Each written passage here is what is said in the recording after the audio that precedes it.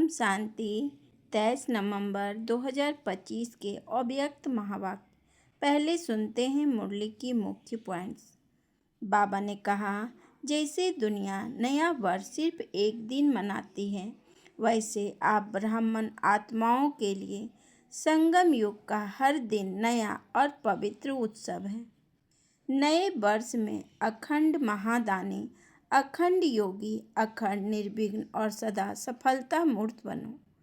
सफलता आपका जन्म सिद्ध अधिकार है, लेकिन उसे सफल करने वाले कर्म आपको करने हैं। फिर बाबा ने कहा, ब्रह्मा बाप ने अंतिम समय में बच्चों को 3 मंत्र दिए, निराकारी, निर्विकारी और निरहंकारी। इन 3 शब्दों को रोज रिवाइज करो तो स्वभाव और संस्कार ऑटोमेटिकली साधारण से दिव्य बनने लगेंगे।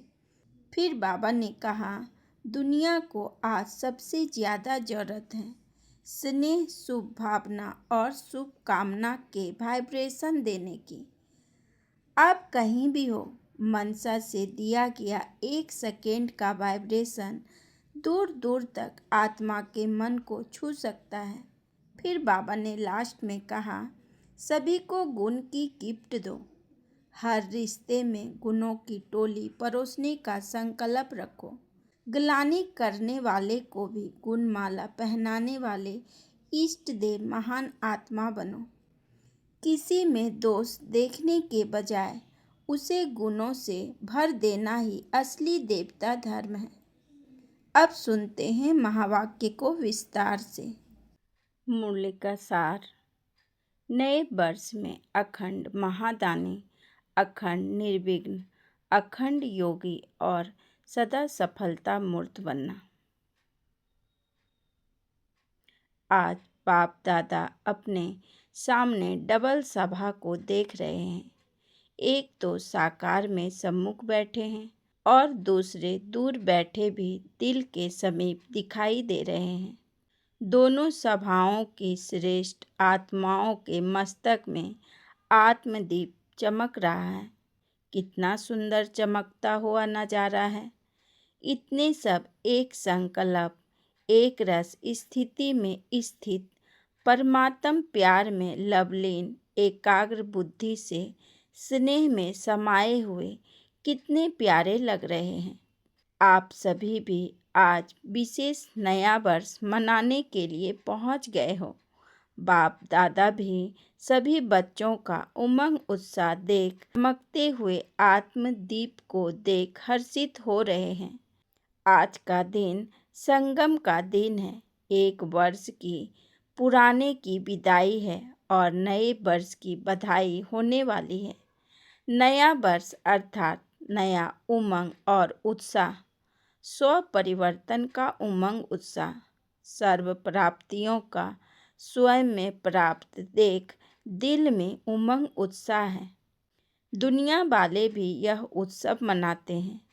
उन्हों के लिए एक दिन का उत्सव है और आप लकी लवली बच्चों के लिए संगम युग का हर दिन उत्सव है, क्योंकि खुशी का उत्साह है। दुनिया वाले तो बुझे हुए दीप को जला के वर्ष मनाते हैं और बाप दादा और आप इतने सारे चारों ओर के जगे हुए दीपकों के साथ नया वर्ष का उत्सव मनाने आए हैं। यह तो रीति रस्म मनाने के लिए निमित्त मात्र करते हो, लेकिन आप सभी जगे हुए दीपक हो। अपना चमकता हुआ दीप दिखाई देता है ना, जो अविनाशी दीप है। तो नए वर्ष में हर एक ने दिल में 100% विश्व की आत्माओं प्रति कोई नई प्लान बनाया है। 12 बजे के बाद नया वर्ष शुरू हो जाएगा, तो इस वर्ष को विशेष किस रूप में मनाएंगे? जैसे पुराना वर्ष विदाई लेगा, तो आप सबने भी पुराने संकल्प, पुराने संस्कार उन्हों को विदाई देने का संकल्प किया।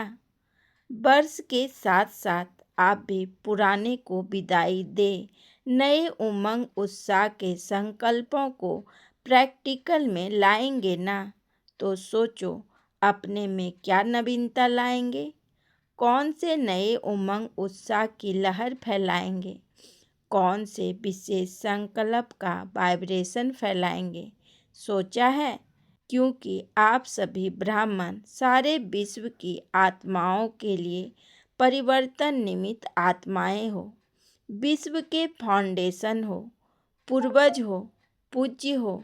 तो इस वर्ष अपनी श्रेष्ठ वृत्ति द्वारा क्या वाइब्रेशन फैलाएंगे?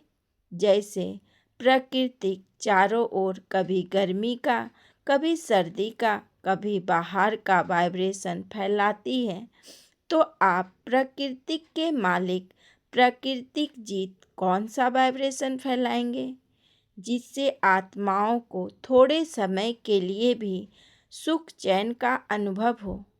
इसके लिए बाप दादा यही इशारा दे रहे हैं कि जो भी खजाने प्राप्त हुए हैं उन खजानों को सफल करो और सफलता स्वरूप बनो।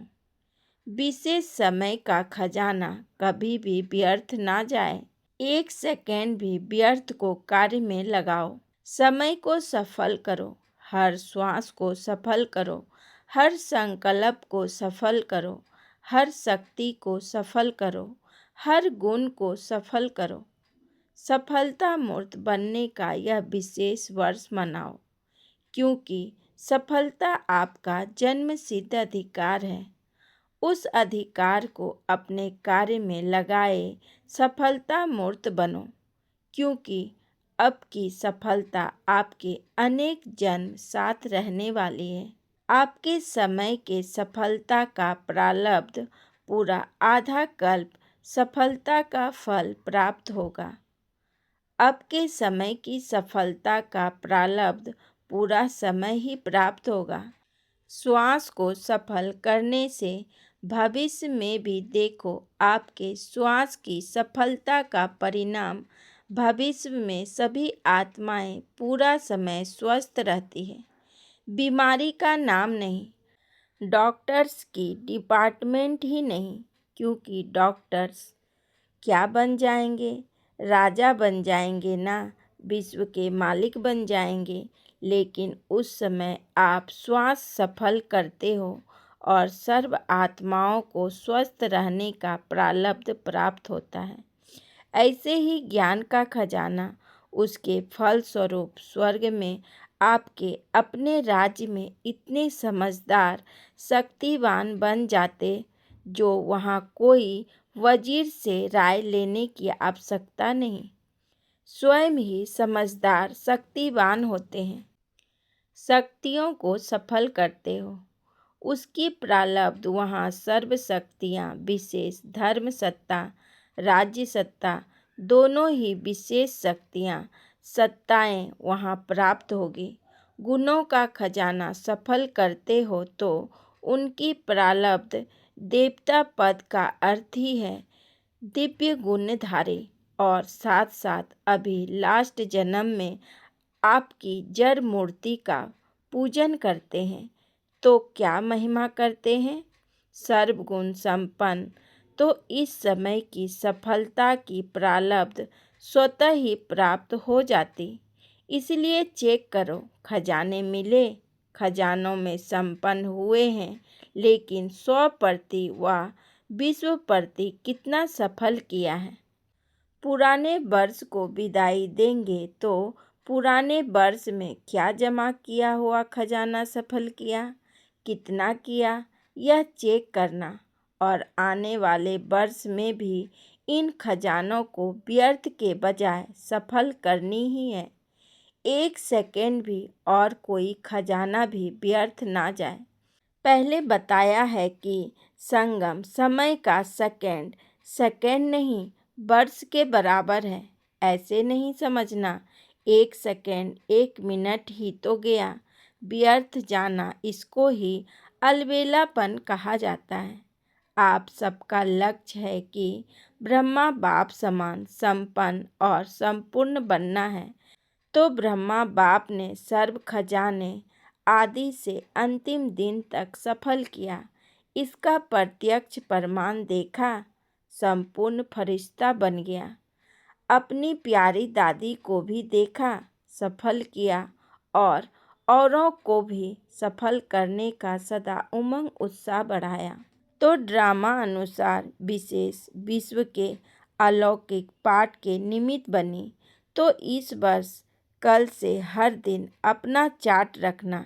सफल और व्यर्थ क्या हुआ, कितना हुआ, अमृत वेले ही दृढ़ संकल्प करना, स्मृति स्वरूप बनना कि सफलता मेरा जन्मसिद्ध अधिकार है, सफलता मेरे गले का हार है, सफलता स्वरूप ही समान बनना है। ब्रह्मा बाप से प्यार है ना, तो ब्रह्मा बाप का सबसे ज़्यादा प्यार किससे था जानते हो? किससे प्यार था? मुरली से। लास्ट दिन भी मुरली का पाठ मिस नहीं किया। समान बनने में यह चेक करना, ब्रह्मा बाप का जिससे प्यार रहा ब्रह्मा बाप के प्यार का सबूत है। जिससे बाप का प्यार था उससे मेरा प्यार स्वतः ही सहज होना चाहिए। ब्रह्मा बाप की और विशेषता क्या रही? सदा अलर्ट, अलबेलापन नहीं। लास्ट दिन भी कितना अलर्ट रूप में अपने सेवा का पाठ बजाया। शरीर कमज़ोर होते भी कैसे अलर्ट होके आधार लेके नहीं बैठे और अलर्ट करके गए। 3 बातों का मंत्र देके गए, याद है ना सबको? तो जितना अलर्ट रहेंगे, फॉलो करेंगे, अलबेलापन खत्म होगा। अलबेलापन के विशेष बोल बाप दादा बहुत सुनते रहते हैं, जानते हो ना? अगर इन शब्दों को निराकारी, निर्विकारी और निरहंकारी सदा अपने मन में रिवाइज और रियलाइज करते चलो तो ऑटोमेटिकली सहज और स्वतः समान बन ही जाएंगे। तो एक बात सफल करो, सफलता मूर्त बनो। बाप दादा ने बच्चों की वर्ष की रिजल्ट देखी। क्या देखा? महादानी बने हो, लेकिन अखंड महादानी, अखंड अंडरलाइन, अखंड महादानी, अखंड योगी, अखंड निर्विघ्न। अभी इसकी आवश्यकता है। क्या अखंड हो सकता है? हो सकता है। पहली लाइन वाले बताओ कि अखंड हो सकता है। हाथ उठाओ अगर हो सकता है तो। जो कर सकता है, कर सकते हो। मधुबन वाले भी उठा रहे हैं। बाप दादा मधुबन वालों को पहले देखता है। मधुबन से प्यार है। शांति वन या पांडव भवन या जो भी दादियों की भुजाएं हैं, सबको ध्यान से देखते हैं। अगर अखंड हो गया, मनसा से शक्ति फैलाने की सेवा में बिजी रहो। वाचा से ज्ञान की सेवा और कर्मणा से गुण दान व गुण का सहयोग देने की सेवा करो। आजकल चाहे अज्ञानी आत्माएं हैं, चाहे ब्राह्मण आत्माएं हैं, सभी को गुण का दान, गुणों का सहयोग देना आवश्यक है। अगर स्वयं सहज सिंपल रूप में सैंपल बन के रहे तो ऑटोमेटिकली दूसरों को आपके गुण मूर्त का सहयोग स्वतः ही मिलेगा। आजकल ब्राह्मण आत्माएं भी सैंपल देखने चाहती हैं, सुनने नहीं चाहती हैं। आपस में भी क्या कहते हो, कौन बना है? तो प्रत्यक्ष रूप में गुण मूर्त देखने चाहते हैं। तो कर्म से विशेष गुणों का सहयोग, गुणों का दान देने की आवश्यकता है। सुनने कोई नहीं चाहता, देखने चाहता है। तो अभी यह विशेष ध्यान में रखना कि मुझे ज्ञान से, वाचा से तो सेवा करते ही रहते हो और करते ही रहना है, छोड़ना नहीं है। लेकिन अभी मनसा और कर्म, मनसा द्वारा वाइब्रेशन फैलाओ, साकाश फैलाओ। वाइब्रेशन व साकाश दूर बैठे भी पहुंचा सकते हो। शुभ भावना, शुभ कामना द्वारा किसी भी आत्मा को मनसा सेवा द्वारा वाइब्रेशन व साकाश दे सकते हो। तो अभी इस वर्ष एक मनसा शक्तियों का वाइब्रेशन शक्तियों द्वारा साकाश और कर्म द्वारा गुण का सहयोग व अज्ञानी आत्माओं को गुण दान दो। नए वर्ष में गिफ्ट भी देते हो ना, तो इस बार स्वयं गुण मूर्त बन गुणों की गिफ्ट देना। गुणों की टोली खिलाते हो ना, मिलते हो तो टोली खिलाते हो ना, टोली खिलाने में खुश हो जाते हैं ना। कोई आत्माएं भागंती भी टोली को याद करते हैं और बातें भूल जाते हैं, लेकिन टोली याद आती है। तो इस वर्ष कौन सी टोली खिलाएंगे? गुणों की टोली खिलाना, गुणों की पिकनिक कराना, क्योंकि बाप समान समय की समीपता प्रमाण और दादी के इशारे प्रमाण समय की संपन्नता अचानक कभी भी होना संभव है। इसलिए बाप समान बनना है, वह दादी को प्यार का रिटर्न देना है। तो जो आवश्यकता है मनसा और कर्मना द्वारा सहयोगी बनने की, कोई कैसा भी है यह नहीं सोचो यह बने तो मैं बनूं, नंबर 1 बनना है। तो कभी यह नहीं सोचना कि यह बने तो बनूं, पहला नंबर तो बनने वाला बन जाएगा, फिर आपका नंबर तो दूसरा हो जाएगा। क्या आप दूसरा नंबर बनने चाहते हैं कि पहला नंबर बनने चाहते हैं? वैसे अगर किसको कहो आप दूसरा नंबर ले लो तो लेंगे? सभी यही कहेंगे पहला नंबर लेना है। तो पहला निमित्त बनना है। दूसरे को निमित्त क्यों बनाते हो? अपने को निमित्त बनाओ ना। ब्रह्मा बाप ने क्या कहा? हर बात में खुद निमित्त बन के निमित्त बनाया। हे अर्जुन बन पाठ बजाया। मुझे निमित्त बनना है, मुझे करना है, दूसरा करेगा। मुझे देख के और करेंगे, और को देख के मैं करूँगा नहीं, मुझे देख और करेंगे। यह ब्रह्मा बाप का पहला पाठ है। तो सुना क्या करना है? सफलता मूर्त, सफलता मूर्त, अखंड दानी माया को आने की हिम्मत नहीं होगी। जब अखंड महादानी बन जाएंगे, निरंतर सेवाधारी रहेंगे, बिजी रहेंगे, मन बुद्धि सेवाधारी रहेगा तो माया कहाँ आएगी? तो अभी इस वर्ष क्या बनना है? सबका एक आवाज़ दिल से निकले। यह बाप दादा चाहता है। वह क्या? No problem complete. प्रॉब्लम नहीं, लेकिन कंप्लीट बनना ही है। दृढ़ निश्चय बुद्धि विजयी माला के नज़दीक मन का बनना ही है। ठीक है ना? बनना है ना? मधुबन वाले बनना है। No complain, no complain. हिम्मत रखने वाले हाथ उठाओ। No problem. वाह, मुबारक हो, मुबारक हो, मुबारक हो। देखो, निश्चय का प्रत्यक्ष प्रमाण है रूहानी नशा। अगर रूहानी नशा नहीं तो निश्चय भी नहीं है। फूल निश्चय नहीं है, थोड़ा बहुत है तो नशा रखो, क्या बड़ी बात है? कितने कल्प आप ही बाप समान बने हैं, याद है? अनगिनत बार बने हो। तो यह नशा रखो, हम ही बने हैं, हम ही हैं और हम ही बार बार बनते रहेंगे। यह नशा सदा ही कर्म में दिखाई दे, संकल्प में नहीं, बोल में नहीं, लेकिन कर्म में। कर्म का अर्थ है चलन में, चेहरे में दिखाई दे। तो होमवर्क मिल गया? मिला ना? अब देखेंगे नंबर वार में आते हो या नंबर 1 में आते हो।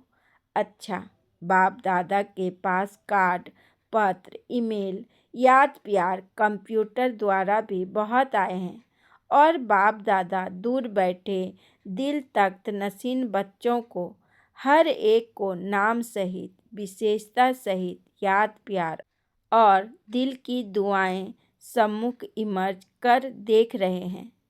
बाप दादा जानते हैं कि प्यार तो सबको रहता ही है, और बाप दादा सदा अमृत बेले विशेष ब्राह्मण आत्माओं को याद प्यार का रिस्पॉन्स विशेष करता है।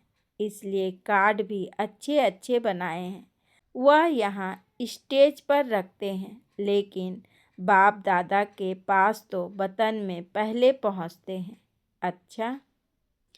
चारों ओर के चमकते हुए आत्मदीपक बच्चों को सदा सफल करने वाले सफलता स्वरूप बच्चों को सदा अखंड महादानी, अखंड निर्विघ्न, अखंड ज्ञान और योग युक्त, सदा एक ही समय में 3 सेवा करने वाले मनसा वाइब्रेशन द्वारा, वायुमंडल द्वारा, वाचा वाणी द्वारा, चलन और चेहरे व कर्म द्वारा तीनों सेवा एक ही समय इकट्ठा हो, तब आपका प्रभाव अच्छा कहने वाले नहीं लेकिन अच्छा बनने वालों के ऊपर पड़ेगा।